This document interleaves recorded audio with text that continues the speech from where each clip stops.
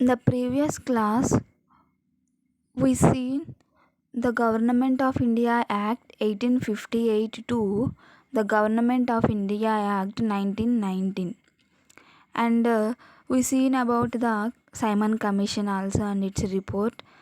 Now, 1932 Communal Award was announced by MacDonald. He was the British Prime Minister and he announced a Communal Award. Communal Award means representation of the minorities. So, not only representation from the religion basis like Muslims, Sikhs, Hindus, Indian Christians, Anglo Indians, Europeans, but also from the depressed classes, SC, ST, like and so because of the communal award, Gandhiji was distressed and he protested against McDonald's communal award. In that time, he was put in Erravada Central Jail in Pune, and to stop the fast unto death of the Mahatma Gandhi, Dr. B.R. Ambedkar and Mahatma Gandhi signed in Pune Pact. B.R. Ambedkar signed on the behalf of the depressed classes and Madan Mohan Malaviya signed on behalf of the Hindus. In this Pune Pact, they agreed 18% of the seats in central legislature and 148 seats in provincial legislatures were given to the depressed classes. Next act was Government of India Act 1935, and this is the second milestone of responsible government. And first milestone of responsible government is Government of India Act 1919, and this is very lengthy and detailed. Totally 321 sections and 10 schedules. Coming to the features of the 1935 Act. All India Federation with provinces and princely states. Provinces means directly British rule, and princely states means local and hereditary authority. And the powers were divided into two types, one for the central government and second for the provincial governments. And they divided those powers into lists, and the lists are three types: federal, provincial, concurrent list. So federal list is for central government, and the central government is always responsible for the 59 items under the federal list, and they can administer those items. And the provincial list has 54 items, and provinces are responsible for those items. And a concurrent list, both the central government and provincial government have the responsibility of 36 items which are under the concurrent list, and the remaining powers or residuary powers were given to the viceroy to make any law. Next important feature is provincial autonomy. Provincial autonomy means the autonomous status would be given to the provinces. So there is no power of central government on the provinces. More autonomous was given to the provinces for their lawmaking, whatever it may be they can do. And the diarchy was abolished. Diarchy means central and provincial subjects were divided, and the provincial lists were always divided into two types. One is reserved, and second one is transferred. So the system of diarchy was abolished under the Government of India Act 1935, and the governor was head of the executive of state or provinces.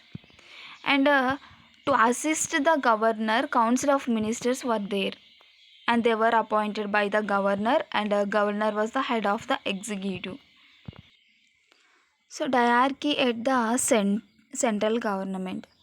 Diarchy means federalist divided into reserved and transferred. In the same way, the central government also reserved and transferred subjects for their transfer subjects were to be administered by the governor and with advice from the ministers who are responsible to the legislative council, and reserved subjects were administered by the governor only and responsible from and advisors given from the executive council and without legislative council interfere.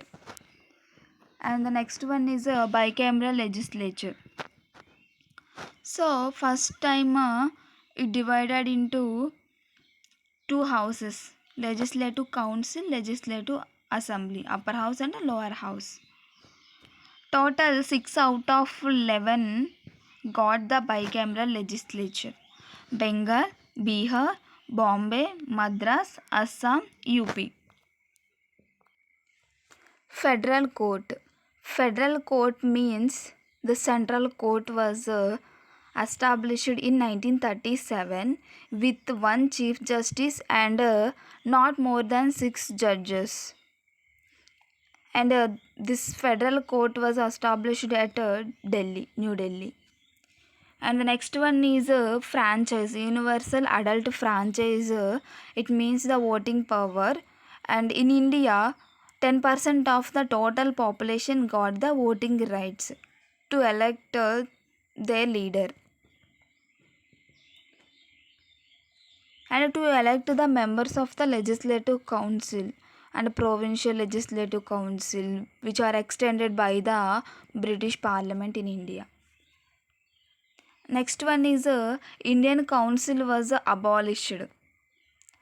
So 1773 Regulating Act, we have seen about the uh,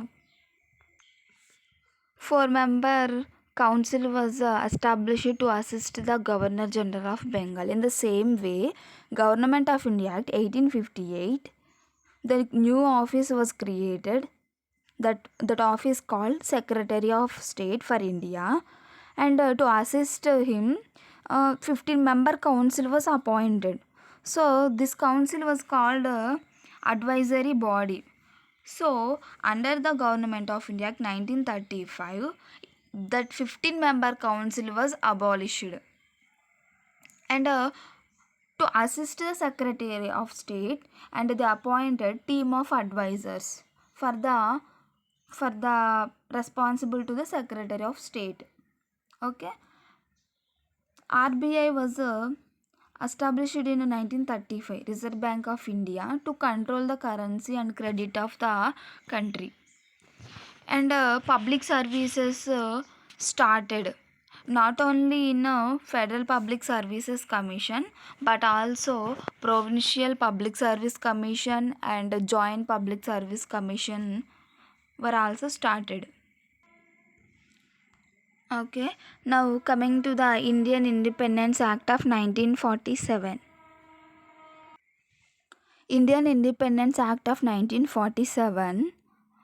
20th Feb 1947, the British Prime Minister Clement Attlee declared that the British rule would end by June 30, 1948.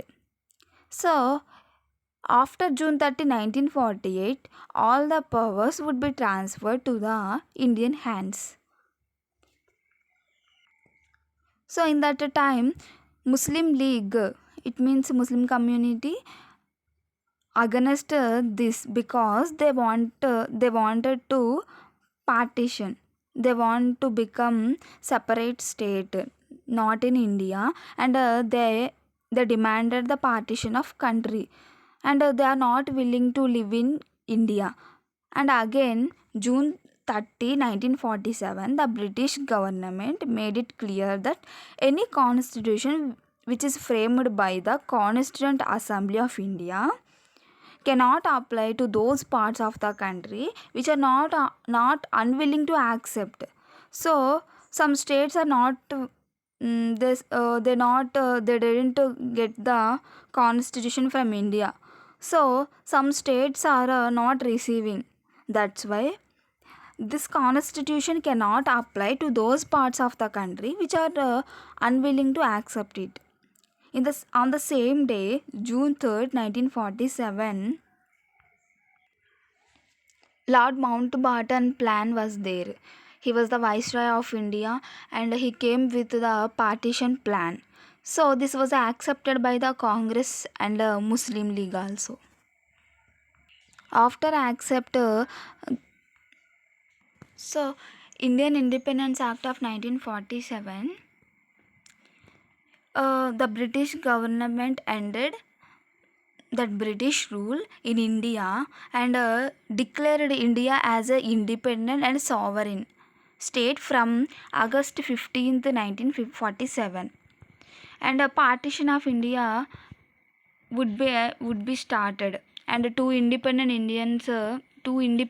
dominions were divided into India and Pakistan. And it abolished office of viceroy, and you can continue with the governor general, who was appointed by the British king and on the advice of the Indian cabinet. If you want, you can continue with the governor general. That they say. And it empowered the constituent assemblies, Pakistan and India, to frame our own constitution and repeal any British Parliament acts, include Independence Act also. They said you can repeal all acts which are established by our government, and include Independence Act also you can repeal, they said. And no act will pass by the British government after the 15th August 1947. And it abolished the Secretary of State for India, and his powers and functions were transferred to the Commonwealth nations. And it lapsed British paramount, and it means the supreme authority on India. And it granted freedom to princely states. This was the big mistake which was done by the British government, and we suffered a lot after the independence also. So they said princely states, you can join with Pakistan, or you can join with India, and even you can independent also, they said.